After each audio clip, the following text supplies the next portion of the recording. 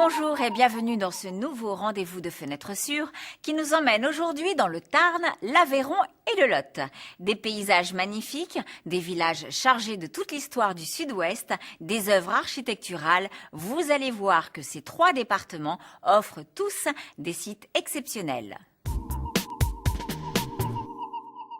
Dernière étape de cette visite des plus grands sites avec le Tarn. Pour commencer, je vous recommande d'aller visiter Sorèze, située au pied de la montagne Noire et non loin du lac Saint-Ferréol, classé au patrimoine mondial de l'UNESCO. Ce village de caractère s'est développé autour de sa célèbre abbaye bénédictine qui accueille aujourd'hui des ateliers de peinture, de théâtre et de musique. Toujours à proximité de la montagne Noire et de l'impressionnant massif du Cidobre, aux portes du parc naturel régional du Haut-Languedoc, allez à Castres, la ville de Jean Jaurès, et découvrez ces maisons roses, jaunes, bleues et rouges penchées sur la rivière, ces splendides hôtels particuliers, son palais épiscopal ou encore ces jardins de l'évêché dessinés par le célèbre jardinier royal, le nôtre. Enfin, ne manquez pas de vous rendre à Albi, la cité de Toulouse-Lautrec, une ville chargée d'histoire, mais tout de suite, je vous propose une petite balade à Cordes-sur-Ciel, la plus célèbre et la plus ancienne des bastides albigeoises.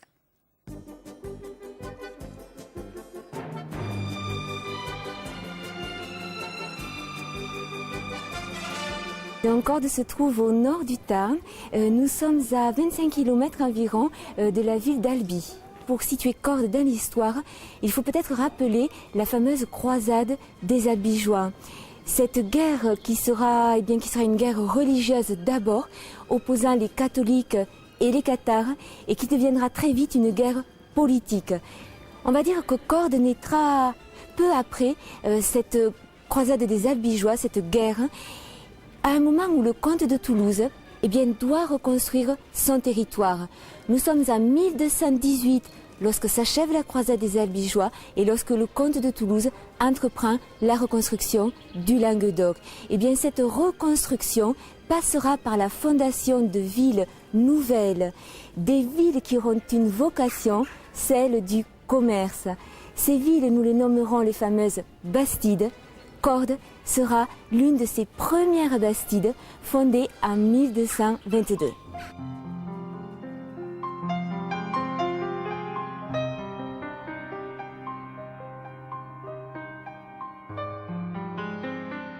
Le comte de Toulouse voudra que ces villes soient des modèles.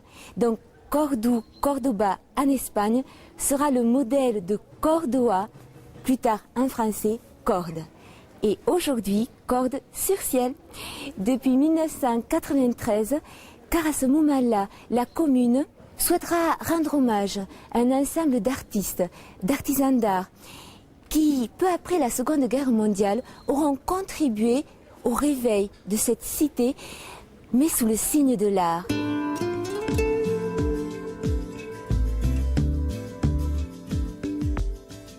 Alors, Cordes-sur-Ciel a l'avantage d'attirer à elle aussi bien les amoureux de l'art, mais également les amoureux de l'histoire, mais aussi les amoureux de l'architecture.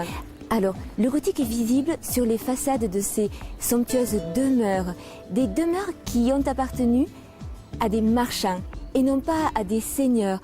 Vous verrez la maison du grand fauconnier, la maison du grand veneur, la maison du grand écuyer, maison Gaugiran, la Devèze, autant de monuments classés monuments historiques.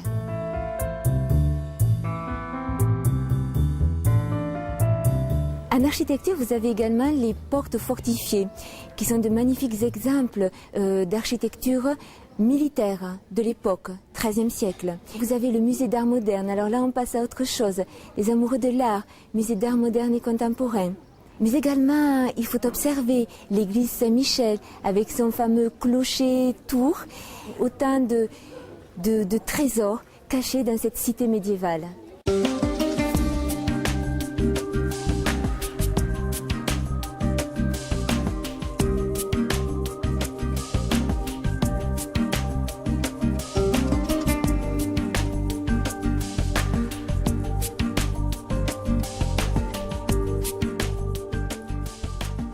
j'ai la chance d'y être né, donc c'est un des plus beaux villages de France.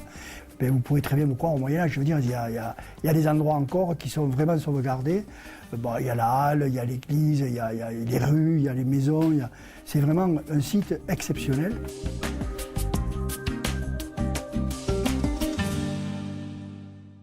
Donc la cuisine, je l'ai aimée tout simplement puisque je suis né à 100 mètres d'ici dans un restaurant qui était à l'époque un restaurant familial. Mon père était courtier en vin, ma mère cuisinière.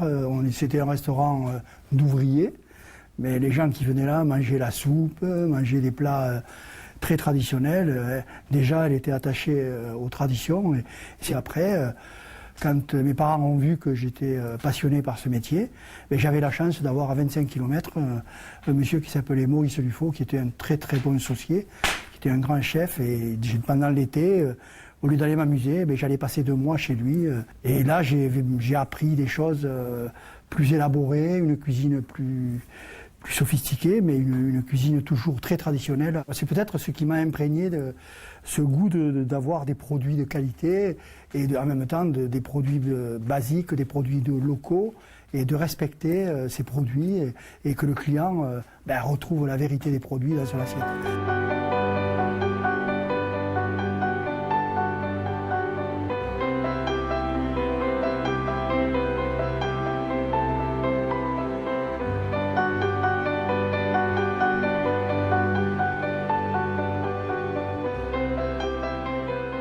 Ma cuisine, elle est basée sur ça, je veux dire des volailles, bien sûr du foie gras, bien sûr du canard, mais du poulet, de l'agneau.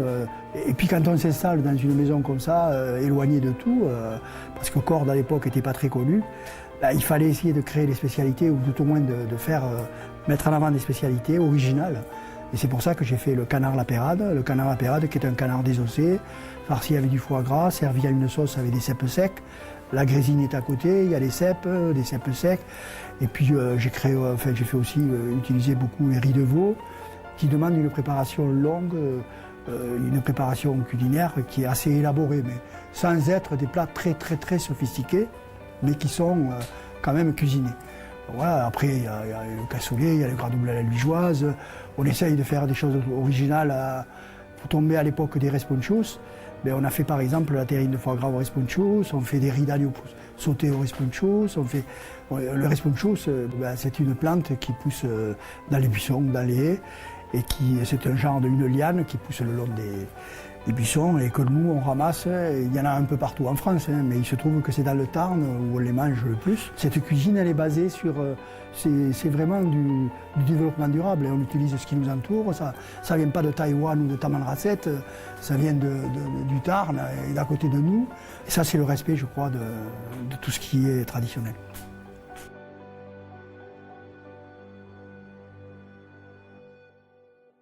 Cette émission vous a donné envie de découvrir l'histoire de ces sites magnifiques. Alors, pour en savoir plus sur ces lieux magiques, vous pouvez contacter l'association Tarn-Aveyron-Lot sur son site www.tarn-aveyron-lot ou vous renseigner auprès de notre site internet www.demain.fr. À la prochaine!